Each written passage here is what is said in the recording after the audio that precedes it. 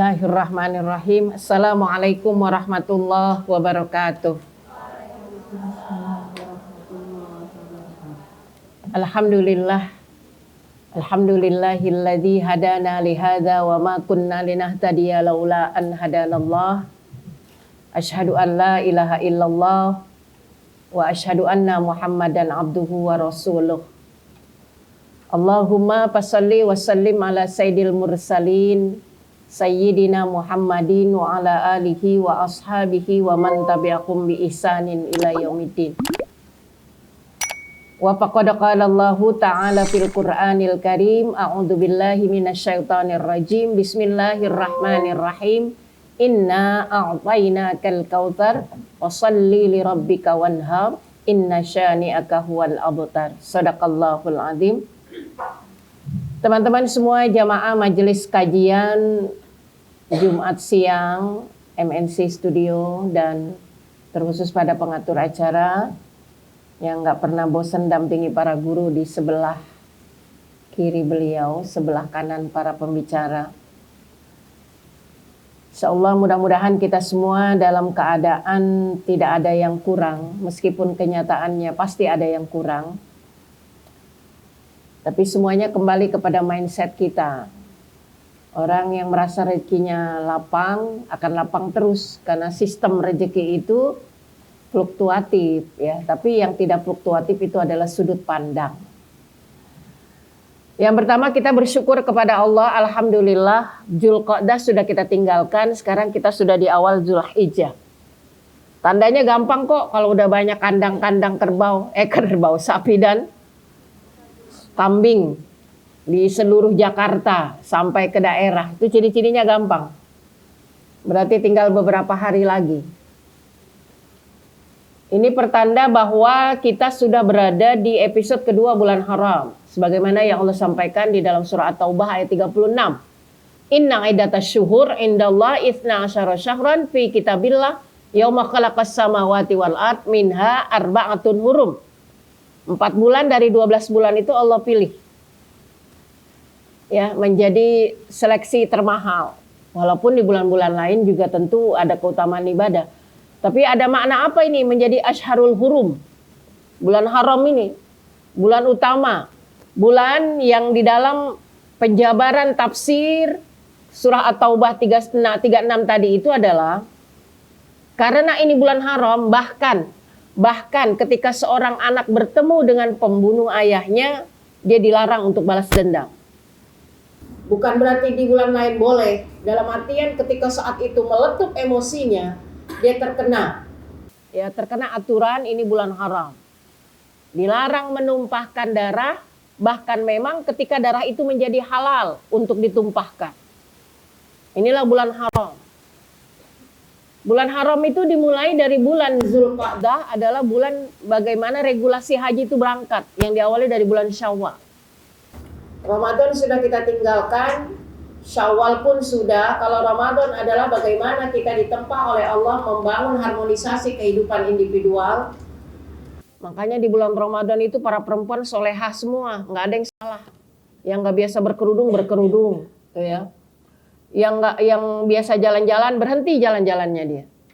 Yang jarang buka Quran di Ramadan, waduh mencoba itu buka-buka walaupun dibuka doang. Kan itu lebih baik daripada memperbanyak buka WA gitu kan. Nah, ini yang dikatakan semua orientasi kehidupan pribadi itu meningkat di bulan Ramadan. Maka Ramadan ini adalah bulan kesalehan individual. Jadi hamba-hamba yang lulus di Ramadan itu menjadi hamba dengan merek takwa. Maka Syawal datang itu membangun harmonisasi sosial. Jadi kalau ingat Syawal itu ingat apa? Ingat taqabbalallahu minna wa minkum. Ya. Jadi minna wa minkum, kami dan kamu, itu berarti sudah sosial itu. Ya. Jadi seorang muslim itu diarahkan oleh Allah bukan hanya membangun harmonisasi individu, tetapi juga sosialnya mesti dibangun. Dan manusia ketika dia bisa mengamalkan fungsi imannya itu ketika dia mampu beradaptasi dengan kehidupan sosial. Tingkat kehidupan sosial yang paling minim itu di keluarga. Jadi kalau di keluarga konflik melulu, jangan berharap harmonis di luar keluarga. Kalau ada suami tidak mampu menjadi imam yang baik di rumah, jangan berharap dia jadi manajer yang baik di kantor.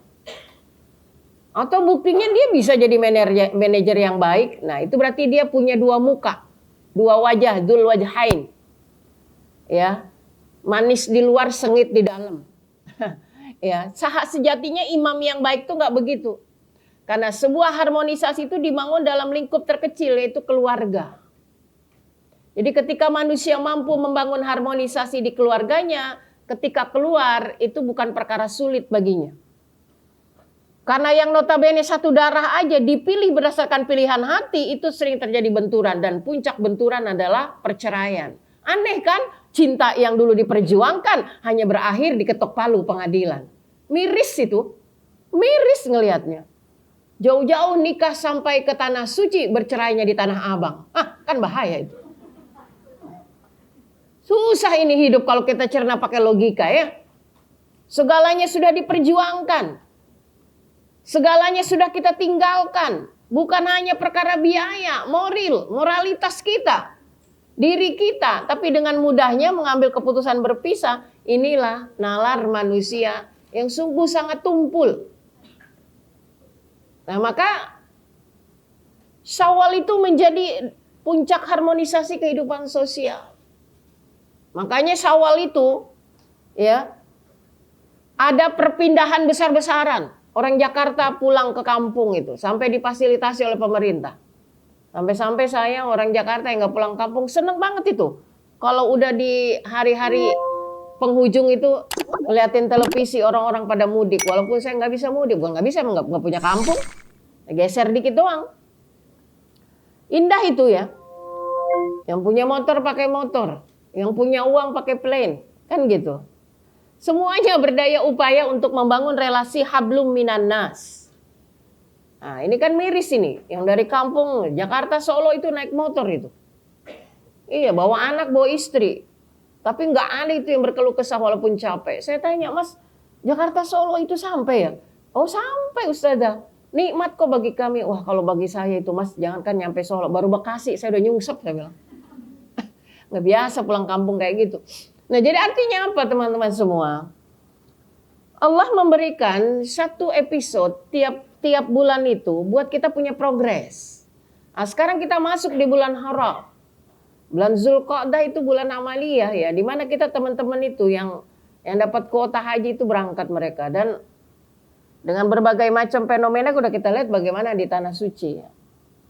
Dan nanti pada tanggal 9 mereka semua wukuf di Arafah. Nggak usah khawatir mereka yang berangkat ke Tanah Suci punya Arafah, kita yang di tanah air punya hari Arafah. Di sana padang Arafah, di tanah air hari Arafah. Nggak ada yang dipilih-pilih sama Allah. Ya. Jadi artinya apa? Pengabdian dan peribadatan kita itu tergantung kepada individunya. Nah ini bulan Zulqa'dah teman sekalian dikenal sebagai sejarah ya Lebaran Haji di Indonesia itu. Makanya disebutnya Idul Adha ya hari penyembelihan. Ya, adha itu artinya apa? Penyerahan. Karena berangkat dari sejarah, literasi bagaimana sejarah kurban itu udah paham semua. Berangkat dari seorang tokoh nabi yang dipilih oleh Allah itu namanya viral di Al-Quran. Nabi yang viral di Al-Quran itu yang paling sering disebut-sebut namanya berulang-ulang itu cuma dua. Nabi Allah Ibrahim dan Nabi kita Muhammad Sallallahu Alaihi Wasallam. Bahkan dijadikan judul Al-Quran itu, ya Quran surah Ibrahim dan Quran surah Muhammad. Ada juga surah Nuh. Ya memang karena Nabi Nuh ini adalah perjuangannya diteruskan oleh Nabi Allah Ibrahim. Tapi ternyata disalib dulu dengan dua nabi, ya yaitu Nabi Saleh, ya. Disalib dulu oleh Nabi Hud dan Nabi Saleh. Tapi karena yang dominan di sini adalah Nabi Allah Ibrahim, maka Allah pilih beliau Nabi Allah Ibrahim alaihissalam. Ada apa ini dengan Ibrahim? Kita udah tahu bagaimana Ibrahim ini dikenal dengan bapak monoteis, ya, bapak tauhid. Perjuangan Nabi Allah Ibrahim bagaimana menemukan nilai-nilai tauhid dalam dirinya itu sebuah perjalanan panjang. Dua orang tokoh Anbiya yang terusir dari kampung halamannya sendiri itu adalah Nabi Allah Ibrahim dan Rasul Shallallahu Alaihi Wasallam. Nabi Allah Ibrahim alaihi salam itu pertama dia berjuang di kampungnya sendiri itu. Di negeri Kurd. Ya, kalau kita bisa mau katakan negeri ini adalah sedikit berbatasan dengan Babilonia. Di situ ada raja yang berkuasa pada saat itu. Ya. Nama rajanya waktu itu Raja Namrud. Nah, itu kalau Nabi Ibrahim diselamatkan oleh Allah, tidak terbakar oleh api. Nah, ini sama dengan peristiwa yang menimpa Rasul Shallallahu Alaihi Wasallam. Diselamatkan oleh Allah berkali-kali dari kekejaman dan kekejian kaumnya di kampung halamannya sendiri, yang notabene mereka semua tahu bagaimana kredibilitas hamba Allah yang satu ini. Tahu. Jadi nggak masuk logika loh. Jika memang orang ini udah ketahuan bisa dipercaya, orangnya juga akhlaknya bagus, tapi ketika personal ini menerima amanah wahyu ditolak oleh mereka, itulah sumber kebodohan yang nggak bisa dinalar. Maka Nabi Allah Ibrahim itu dikenal sebagai bapak tauhid. Perjuangan hidupnya itu luar biasa sampai akhirnya momen bagaimana Nabi Allah Ibrahim melakukan puncak kedekatannya kepada Allah dan kepatuhan kepada Rabb-nya itu dengan apa? Dengan perintah bagaimana Allah Subhanahu wa taala memerintahkan beliau itu untuk menyembelih putranya. Semua berita ini diterangkan oleh Allah Subhanahu wa taala di dalam surah As-Saffat. Mulai dari ayat 100 itu. Bahkan bisa mulai dari ayat 98. Tentang sipinya Ibrahim itu dimulai dari ayat 98. Siapa Ibrahim itu? Jadi kalau mau baca tentang pelopor pengorbanan yang paling besar dari seorang hamba manusia itu, baca surah As-Saffat itu. Di situ diperkenalkan bahwa Nabi Allah Ibrahim alaihi salam itu adalah seorang hamba yang terkenal sangat-sangat suci. Jiwanya tidak pernah tersentuh dengan kemusyrikan. Kalau kita yang notabene sering tahajud, duha, tapi masih juga menuhankan benda. Menuhankan hari tertentu. Jangan pergi, ini hari Selasa. Itu berhala itu. Sabab-sabab kita gantungkan dengan apa? Dengan sesuatu di luar nalar, itu berhala itu. Perasaan kita udah dijuluki orang yang beriman, rajin sholat, wajib, sunnah juga ditambah. Tapi ketika keyakinan kita melenceng sendiri dari tauhidullah, cara nggak langsung kita punya berhala dalam hidup kita. Tapi berbeda dengan Nabi Allah Ibrahim alaihissalam. Bahkan beliau sendiri protes tentang apa yang disembah oleh ayahnya itu. Nah, penyembah beginian ini. Ya, dan itu diterangkan oleh Allah Subhanahu wa taala itu di ayat 98, 97 udah diterangkan itu. Bagaimana perjuangan di tengah keluarga merubah keyakinan dari penyembahan kepada berhala hingga Ibrahim malam hari berbuat makar, berhala-berhala itu dihancurkan. Kenapa kau menyembah sesuatu yang jangankan nolong kita, nolong dirinya aja nggak bisa? Apa alasanmu berkata begitu? Buktinya dia dikampak diem aja, kan berarti dia nggak bisa nolong dirinya sendiri. Logikanya kan masuk. Udah nalarnya udah jalan. Jadi beliau nggak terkontaminasi sama sekali, meskipun ada berada di lingkungan yang syarat dengan kemusyrikan. Coba bayangkan kalau kita hadir dalam kehidupan keluarga nih. Ini sekarang banyak keluarga yang kembali kepada isme-isme, klinik-klinik gitu kan. Padahal jelas-jelas di rumahnya sajadah numpuk, Quran tegak berdiri di setiap sudut bupetnya gitu kan. Oh, tapi masih paham klinik. Mau nikahin anak aja nyari hari baik. Nah, nyari hari baik kan berarti ada hari yang nggak baik. Ya, inilah kita. Nah, itu dikenal dalam bahasa agama itu namanya at-tiarah. Bunyi toke aja dihitung sebagai penggantungan nasib. Toke pergi, toke enggak. Nah, itu kan sebodoh-bodohnya manusia. Padahal udah canggih loh, kerjanya udah di MNC, masih ngegantungin sama suara toke gitu ya. Ini kan aneh, nggak nyambung di logika kita. Nah, at-tiarah itu masih berlaku nggak sekarang? Sangat. Kemarin kita dilihat di televisi dalam sebuah tayangan podcast itu bagaimana seorang dengan terang-terangan mengaku, Anda dukun, nggak ngaku dia dibilang dukun. Lalu profesi Anda apa? Ya, bagaimana bisa mempresentasikan tanggal lahir dan bulan lahir. Sama aja itu mah, itu bahasa kerennya aja. Nujum dalam bahasa dulu tuh, ya, ahli nujum. Dulu kita, bahkan sekarang ini masih ada yang percaya.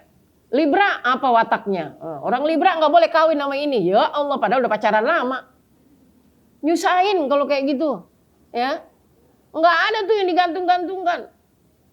Ya kalau pada sisi lain, kalian semua percaya pada ramalan perbintangan itu, tapi ketika bentrokan dengan pilihan hati kalian langgar, itu juga sama, namanya nggak konsisten. Ya, jadi kalau kita yakin itu harus konsisten, sesat selamanya. Jangan tersesat mau pilih, udah sesat selamanya udah. Ya, jadi disinilah makanya petunjuk kalau itu hadir membuka mata hati kita melalui apa? Melalui pribadi Nabi Allah Ibrahim alaihissalam. Makanya Allah berikan satu representasi yang begitu besar. Nabi Allah Ibrahim digandeng namanya dengan Rasul sallallahu alaihi wasallam kalau kita tahiyat akhir. Itu mesti ada nama beliau disebut. Ini adalah Bapak Tauhid. Ya. Jadi kita kembali terkait dengan ibadah kurban ini. Nah kalau stressing point kurban itu ada di ayat 102 surah As-Saffat. Adalah ketika ayah ini mulai ya membuka relung apa yang dirasakan gejolak dalam jiwanya karena mimpi. Mimpi Nabi itu beda sama mimpi kita. Mimpi kita bunga tidur, mimpi Nabi itu adalah wahyu. Jadi jangan nyamakan mimpi kita sama mimpi Nabi. Jadi kalau kita mimpi baju kita kanyut diambil orang, jangan percaya suami diambil orang. Kalau kita kuat mempertahankannya nggak akan diambil. Itu aja kuncinya. Jangan percaya mati-matian sampai dia renungkan suaminya nanya malah nggak dijawab. Nah ini tanda-tanda diambil orang namanya. Kalau kitanya konsisten, nggak usah dipercaya. Mimpi kita tuh bunga tidur. Kenapa? Karena tidurnya sambil genggam HP. Jadi mimpinya buruk. Coba kalau tidurnya sambil baca doa. Insya Allah mimpinya enak. Mimpi Nabi Allah Ibrahim itu wahyu. Karena semua mimpi para nabi itu adalah wahyu ilahi. Nah, tapi yang rumitnya ini adalah mimpi yang akan kena objeknya adalah putra beliau. Jadi beliau perlu sekali mengadakan diskusi dan klarifikasi. Ya bunayya inni arau fil manam. Itu bunyi ayat yang pertama dikumandangkan. Kalimat bunayya itu udah kalian paling halus. Tidak dialog itu. Kalau saya mengambil prinsip edukasinya adalah diajarkan kita oleh Nabi Allah Ibrahim. Walaupun anak masih kecil. Nah dalam tafsir, maaf saya ini nanti kalau ngundang saya konteksnya sirah aja ya. Nah, jadi kan kita nggak kemana-mana larinya ya. Jadi ke sirah nabawiyah namanya ya.